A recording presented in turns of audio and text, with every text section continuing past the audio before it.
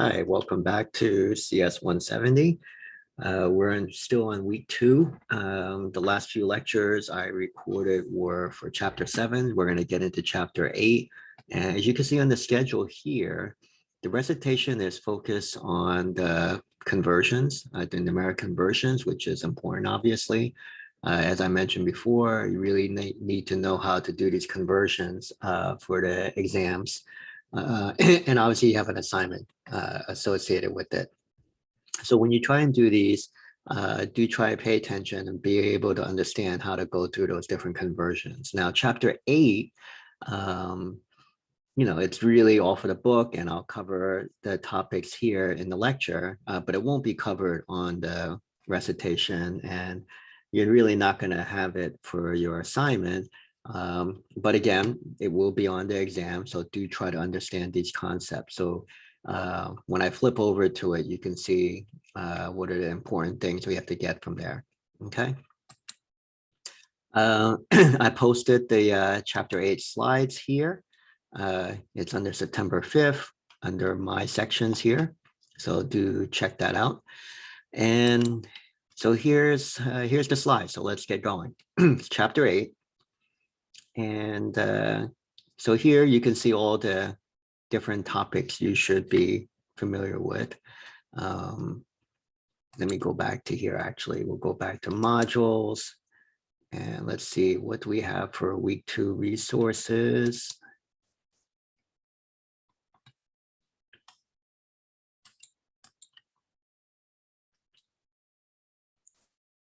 And of course, you can see like the textbook information here. And you can see here's chapter 8, right? And talks about these different topics. All of these are definitely going to be fair game for the exam, obviously. So do pay attention to that.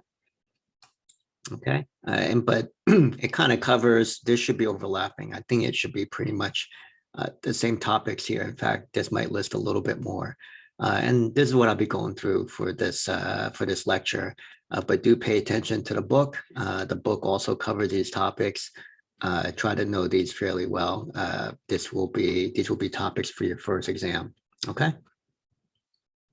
So I mean, I think a lot of you are familiar with these different areas where you have media that's stored digitally, whether it's pictures, videos, audio, so this just kind of shows you some of these examples here. And so one thing we'll talk about is we talk about how do we represent, let's say, pictures or images, okay? So this could be basically how you look at your monitor, right? But it could be your phone, right? And, how does like a picture, let's say, right, translate into what you see on the screen, okay? The image, how does it get shown up on the screen here, okay? And so the idea is, and some of you may have seen this on your phone, right? If you have like some dead pixels or something like that, you can see, or you see like a picture that's like pixelated and stuff like that, you can see like all of this coming into play, like these basically small dots that are all coming together to form the image, right? So your image is like this basic, a picture, right? And then you have all of these very small dots that are different colors that all blend together to make up that picture, okay? So each individual pixel that makes up that picture is basically a combination of 3 colored lights, right? Red, green, and blue, okay? And the idea here is like, there's a certain number associated with what we call the intensity of the color, okay? And, when we look at black, if you see there's like 3 numbers here to represent that, black would be the absence of light. So it would be like 0, 0, 0 all the way across, okay? And likewise, white is the full intensity of each color, right? So it's max all the way across red, green, and blue, okay? And then you would basically have that maxed out at 255 for each one, okay? So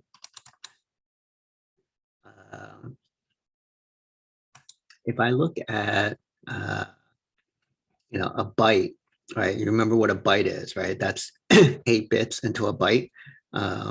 Then you can say a single pixel has 3 bytes, right? That's 1 for each color, okay? 8 bits, and that's why I said 255, right? So 8 bits plus 3, right? There's like red, green, and blue, right? So then 8 times 3 is 24. Okay, so that's why you have 24 bits. So 2 to the 24th, that gives you about, let's say, 16 million possible colors, right? So this goes back to the idea of like permutations, right? Like you remember like when we were talking about binary, when I said there was like 3 characters, you would do 2 cubed to say there's 8 different possible combinations. In this case, we're talking about 24 spaces, right? 24 bits, right? Each one is a space, right? Let's say. So it's 2 to the 24th, and that gives you over 16 million possible colors. Okay, so I hope that makes sense. So it's in line with what we've talked about before, where each bit, as you add one more bit, right, you do an exponent, 2 to that exponent, to tell you how many different possible combinations you can have. Okay, so in this case, we have 24 bits. That's why we do 2 to the 24th. Okay, but let me just recap again. 8 bits for each color, and we have 3 colors: red, green, and blue, RGB, right? 3 times 8 equals to 24 bits. Okay, and remember 8 bits is equal to a byte. Okay, so try to remember all of those. We highlighted it here, right? Color of a single pixel requires 3 bytes, right? 1 for each color. So important point there, try to remember that. And remember that each 8 bits, it's 2 to the 8th, which is 256 in terms of combinations, but because you're going from 0, then you're gonna go 0 to 255, okay? Maybe you can pause the video here and just digest that a little bit and try to understand that. But you can see the picture up here. You can see, like, just imagine these are very, very small, right? We kind of blew it up a bit. And then you can see here, here's like the red, green, blue. And you can see right here where they all intersect at the max, right? That's how it became white here, okay? So let's keep on going. So we have a picture here, right? Little shark here, hammerhead shark. And, just like your basic math, height times width, right? So we have all of these pixels here, right? So we can say, let's say for the sake of argument, it's like 479 pixels tall and 332 pixels wide. Okay, it could be the other way around, doesn't matter, right? Then if you say how many pixels are in there for the whole picture, then you would just basically take those two and multiply it together, right? And then that's where you get this 159 or 28 from. Now, each pixel, you think about that, like I said, it's red, green, and blue, right? RGB. So you represent it by 3 numbers here, right? So there's just an example here. Let's say it's 51, 153, 255, okay? And so each pixel, that means it's 24 bits. Okay, remember that from the last slide that we were just at? Oops, where am I? Here, right? Remember, 24 bits. Okay, actually here, clicked on the wrong thing here.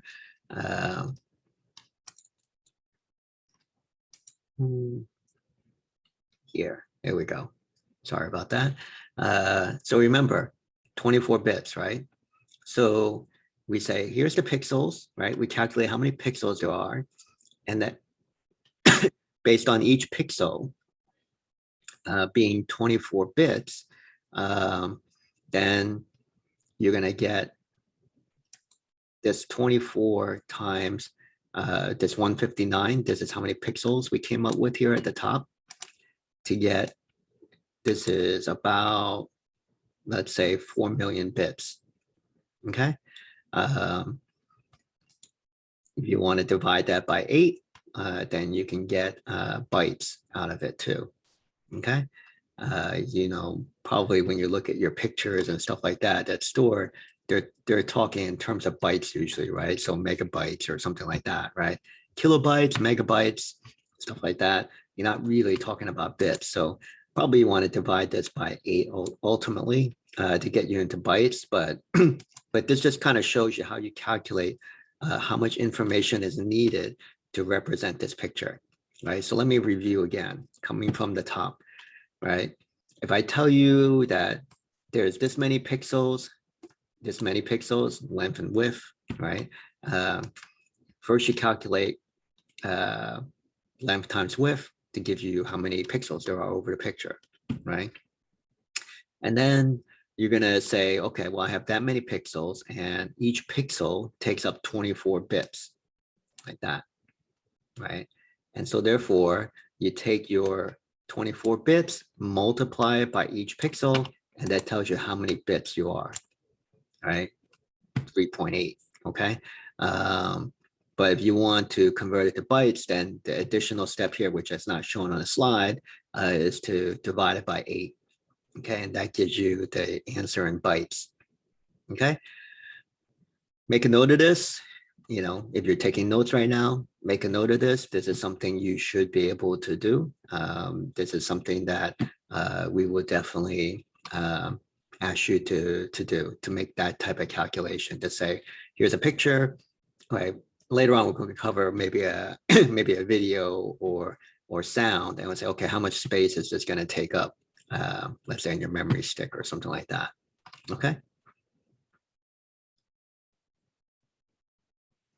All right, so this furthermore on the color encoding side of things. You know, as you can see here, I mentioned this before, black is the absence of light. So what does that mean? That means everything is 0, 0, 0 all the way across, right? So in binary, we have this. Decimal, of course, is like that, 0. And then we have hex, which is like that, right? And so when you look at it, when we get into like HTML, you'll be able to, theoretically, you'll be able to mess around with the colors and whatnot.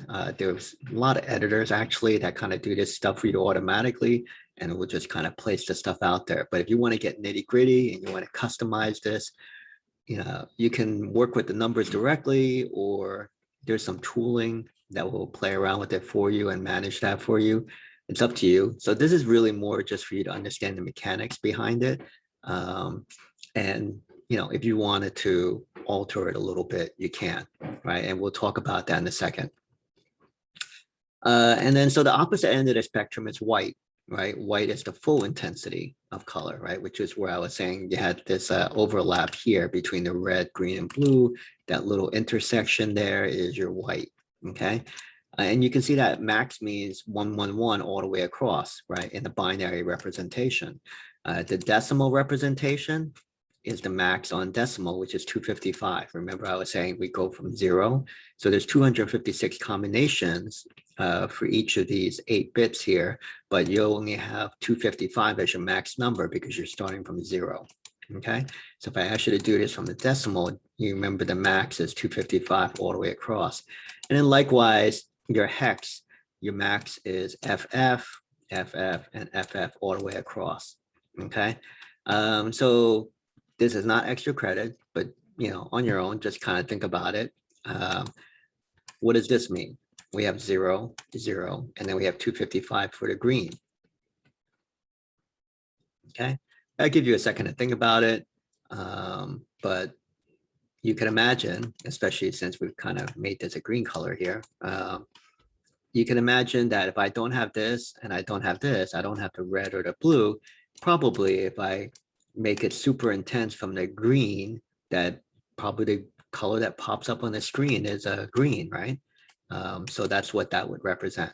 Okay. And you can imagine if I start to mix in these other things, you start to get, different colors that will come across. Okay. Um, So that's what we're talking about when we're talking about different colors. Um, so there's actually like some various tools, right? Color editors or whatnot, right? Where you can kind of play around and you can see how these will display for the various colors here, right? And of course, when we get into HTML, you can do it from the HTML side of things too. But needless to say, the bottom line is like, I'll play around with various numbers of these between 0 and 255, and they'll just kind of blend together to make different colors. Now, you might say, oh, for the exam, does that mean I have to know exactly what this number plus this number plus this number will equal to in a real color? No, that's not really reasonable, right? But if I say something like this, where it's quite extreme, that's fair game, for me to say, well, yeah, this is going to probably be green color, right? Or if this was 255 and that was 0, then that's probably going to be a blue color, right? Or if I tell you everything is 0 or everything is like 1, right, then you probably pick that up, right? Or if I kind of tell you that, I shift everything. When I mean shift, I mean like, I take this from 0 and I put like 100 here, 100 here, 100 here. What does that mean, right? So that's all fair game, right? But we're not going to tell you like, oh, what is the specific color that you get out of there, right? But you might get something like, well, if I do this, this will make it darker or it will make it lighter, something like that, right? And I'm going to show you that in a second here. So let me roll down. Okay. So you already know on your phone, you have various things that you can do to filter on your picture. And all that is, there's like these packaged up algorithms that will do different things, right? And so one of them might be, oh, well, let me get the red eye out of the picture, right? So if it looks, the the the algorithm on the phone probably, but it could be the camera or something else, will be able to identify this situation of red eye, and then it will apply the appropriate shifting of the colors. So, let's say for the sake argument, you want to make it more darker, like black or something, right? I know we don't have black, right? But let's say we have black, right? Then it would basically go back to here. It basically is on the order of like, playing around with these numbers and making it more black. Like I said, I don't think it's going to actually make your eyes completely all black, right? But something closer to that, right? So that's an example, right? And then you have different things there. It's not necessarily all related to color. Some of it is to kind of, maybe smooth things out. But there's a lot of things that it might do. It might make the picture brighter, it might make the picture darker. It might add some color, remove some color. And of course the artistic effects, right? It'll kind of add like whatever, like a shadow or this or that, right? Depends on like what type of filter you're trying to use there. All right, so you've all seen that. It's on your own phones. You've kind of done stuff like that. And so that's what it's doing. It's manipulating these pixels, uh, here, okay? Um, so one of the first or common things you look at when it comes to pictures is brightness and contrast, okay? So in this example, we're looking at like a old picture, a black and white picture, okay? So, if you look at it, of course, we were talking about brightness, right? So basically how close to white. And so remember, white is this, right? So that means you're kind of making the numbers going from absence of light to light, meaning you're making the numbers bigger, right? Ultimately, the max you can get is 255, okay? So if I want to look at how to make something brighter, you're kind of looking at those pixels and kind of shifting them. When I say shift, I mean adding a number to them, right? And the inverse of that is if I want to make it darker, then of course I'm taking numbers away, right? So let me come back to here. Let's say for the sake of argument, you start off here with just full on white. Well, if I tell you, let's make it a little bit darker, what would you do? Then you might say, oh, let's do minus 100, minus 100, minus 100, 155, 155, 155, right? And that will take away from the white and kind of drift you towards black, right? So it will kind of be some shade of gray, essentially, right? So shifting away from pure white, right? And that's what you're doing, right? And then the inverse is true. You're going from like, you know, super black to some shade of white, same thing. You just add the numbers there. Okay, so I hope that makes sense. And then contrast. Contrast is saying, what's the difference between the darkest and light portions, right? It's kind of, you can kind of make things like sharper, right? Because you're kind of making it like a bigger difference, right? It's almost like when you look at different color combinations, right? If some color combination is like just different shades of, I don't know, for the sake of argument, let's say red or something, right? So different shades of red. It doesn't really pop. You just kind of see like, you know, different gradations of red, let's say, right? But then let me give you an example. Let's say red on a stop sign, right? Then you can say, oh, well, it's a contrast because you have red and then you have white, right? Like, you know, right, red and white on the stop sign. And that brings it a very sharp contrast there, right? It's like a dark color and then you have white, right? That gives you like a big contrast there, right? So that's what we mean by contrast, if you didn't really know that intuitively, right?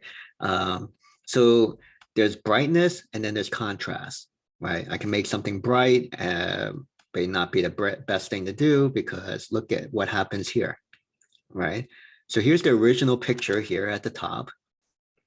And what did we do? We added 14 to each pixel, right? So you can see this, right? If it was 195, it became 209. And if it was something like this, it became this, all right? And so we did that across the board. We didn't pick any pixels in particular. It was just like every single pixel, whatever that value is, just add 14 to it. Well, the end result is down here, right? You can argue that's better or not.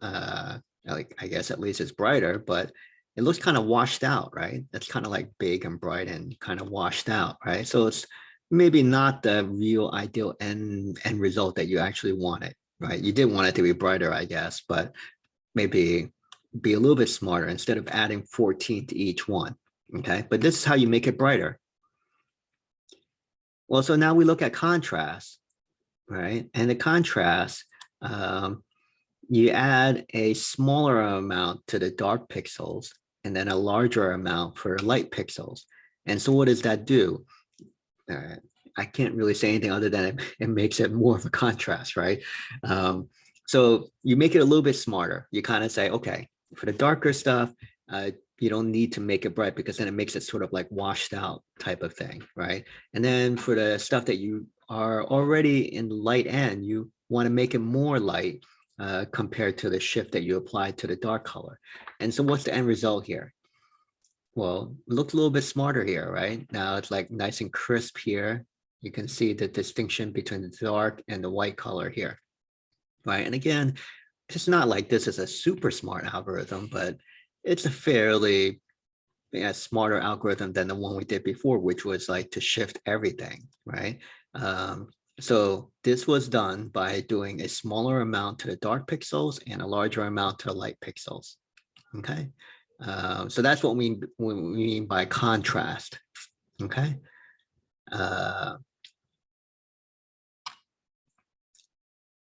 Right, and then you can see here, right? The darkest pixel here is 38, and the lightest pixel is 239 here, okay? right? Now you get to adding color, right? So you remember red, green, blue, and again, this is not something that you want to add the same type of color to every single portion of the picture, right? That's going to be even worse than when you did the brightness to every single part of the picture without, kind of bucketing the pixels. So what do we do here on the original image? You bucketed the highlights, the mid-range, and the shadows.